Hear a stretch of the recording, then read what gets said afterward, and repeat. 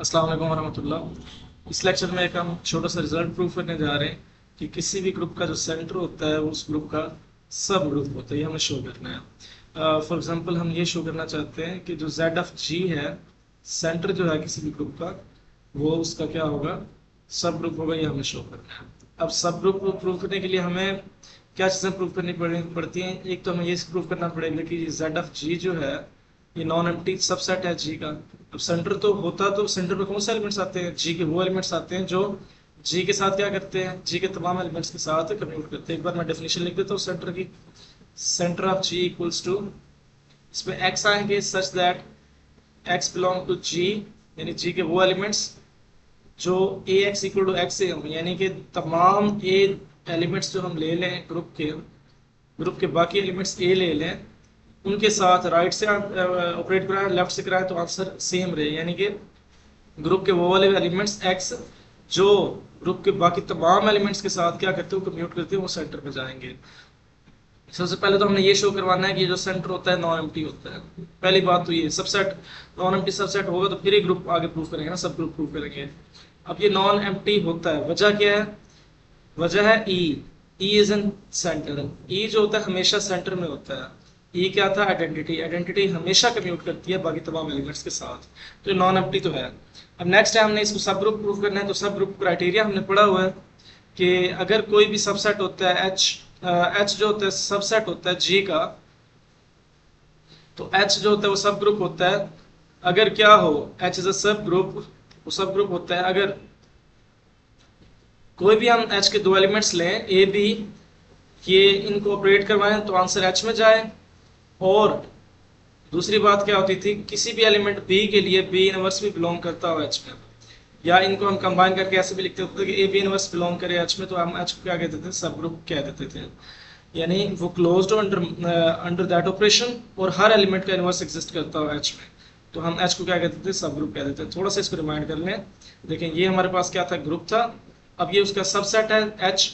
अब ये भी सब ग्रुप होगा अगर मैं इसके कोई दो एलिमेंट लूँ ए बी, इनको मल्टीप्लाई करूँ, आंसर इसी के अंदर है, और हर एलिमेंट जो इस एच के अंदर मौजूद है उसका इनवर्स एग्जिस्ट करता हो। या एक एलिमेंट लूँ और दूसरे के इनवर्स से मल्टीप्लाई कराऊँ, आंसर क्या रहे, इसी के अंदर रहे। तो इसको कहते हैं वन स्टेप सब ग्रुप टेस्ट, वन स्टेप सब ग्रुप टेस्ट, और इसे कहते हैं टू स्टेप सब ग्रुप टेस्ट। अब जो भी यूज कर लें प्रूव हो जाएगा। तो मैं इधर टू स्टेप सब ग्रुप टेस्ट यूज करने जा रहा हूँ क्योंकि मैं दो एलिमेंट्स लूंगा एच के और प्रूव करा दूंगा कि उनका जो प्रोडक्ट है वो एच में ही है। ओके, इस केस में हमारे पास सब ग्रुप क्या है, यानी सबसेट क्या आता है, जेड ऑफ जी। हम जेड ऑफ जी को क्या प्रूव करने जा रहे हैं, सब ग्रुप प्रूव करने जा रहे हैं। हमने ये प्रूव करना है कि जो जेड ऑफ जी है वो सब ग्रुप है जी का। हम क्या करेंगे, लेट, हम दो एलिमेंट्स ले लेंगे जेड ऑफ जी के, let a b belong to Z of G, यानी सेंटर में से हमने दो एलिमेंट ले लिए। जेड ऑफ जी क्या था, सेंटर था, उसके दो एलिमेंट्स ले लिए। अगर दो एलिमेंट्स सेंटर में से ले लिए तो सेंटर में वो वाले एलिमेंट्स होते हैं जो कम्यूट करते हैं तमाम एलिमेंट्स के साथ। इसका मतलब ए एक्स इक्वल टू एक्स है, पूरा ऑल एक्स बिलोंगिंग टू जी। अगर ए जो है वो सेंटर में है तो इसका मतलब ये है कि कोई भी एलिमेंट अगर मैं ग्रुप का ले लूँ, उसको लेफ्ट से ऑपरेट कराऊँ ए के साथ या राइट से ऑपरेट कराऊँ, तो आंसर सेम आएगा। यानी ए जो है वो कम्यूट करेगा तमाम जी के एलिमेंट्स के साथ। इसी तरह B X equal to X P, क्योंकि ये सेंटर के एलिमेंट्स हैं, तो एक्स जितने भी हम जी के लेंगे कैपिटल जी के, उनके साथ क्या करेंगे, ये कम्यूट करेंगे। ठीक है, अब हमने शो क्या करना है, हमने ये शो करना है कि इन दोनों का प्रोडक्ट जो है ए बी, पहली कंडीशन हमने शो करनी है कि जो ए बी है वो बिलोंग करते हैं। पहली कंडीशन ये थी ना कि कोई भी अगर मैं ए बी ले लूँ तो उनका जो वो होगा, उनको ऑपरेट करवाएंगे तो आंसर एच में जाना चाहिए। तो इसका मतलब मुझे ये शो करना है कि जो ए और बी अगर बिलोंग करते हैं सेंटर को, तो मुझे ये शो करना है ए बी बिलोंग करता है सेंटर में।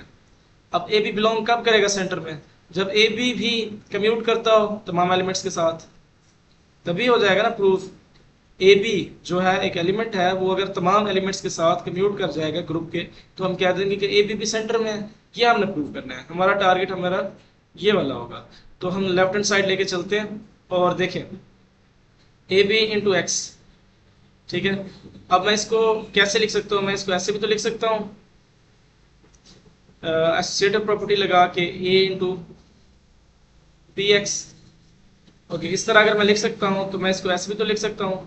अब बी एक्स और एक्स भी इक्वल थे, क्यों, क्योंकि बी सेंटर का एलिमेंट है।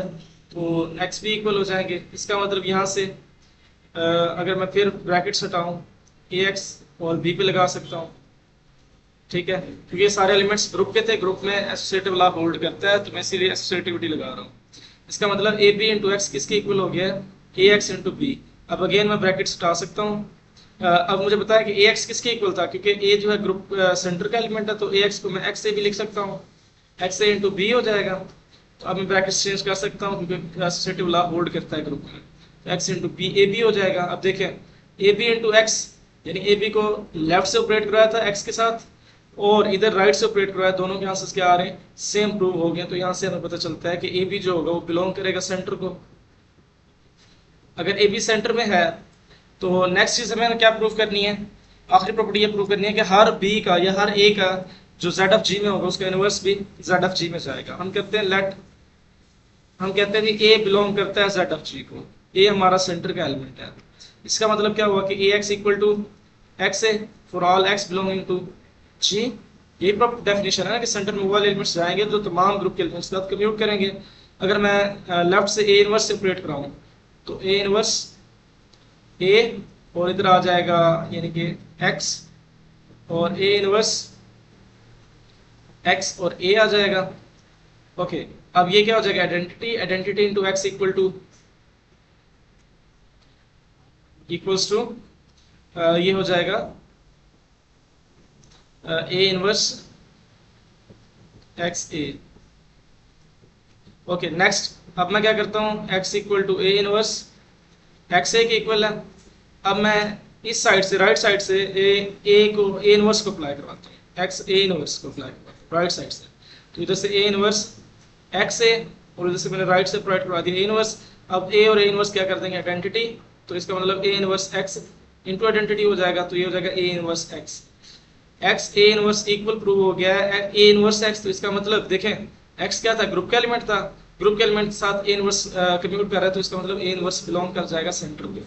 और यही तो हमने प्रूव करना था कि किसी भी एलिमेंट को अगर हम ले लें उसका इनवर्स भी जेड ऑफ जी में हो, तो दोनों कंडीशंस प्रूव हो गई। तो यहाँ से पता चलता है कि जो सेंटर ऑफ ग्रुप होता है वो सब ग्रुप होता है।